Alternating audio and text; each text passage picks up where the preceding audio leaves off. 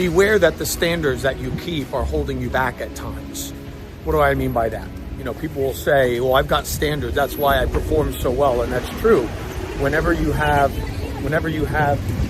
set standards that you follow, that will always create a minimum floor. In other words, it'll always be the minimum behavior and the minimum goals that you will achieve.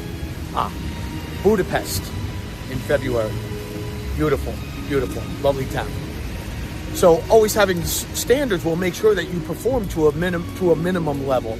In other words, I'll never let my performance go below a certain threshold. I'll always maintain a certain work ethic. I'll always be on time. I'll always make sure I meet my commitments or do my best to try. Those are your minimum standards, but beware that every minimum standard comes with it a ceiling.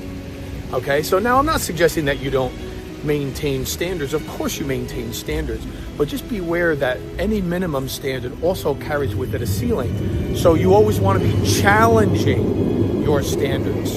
How can I push it to the next level?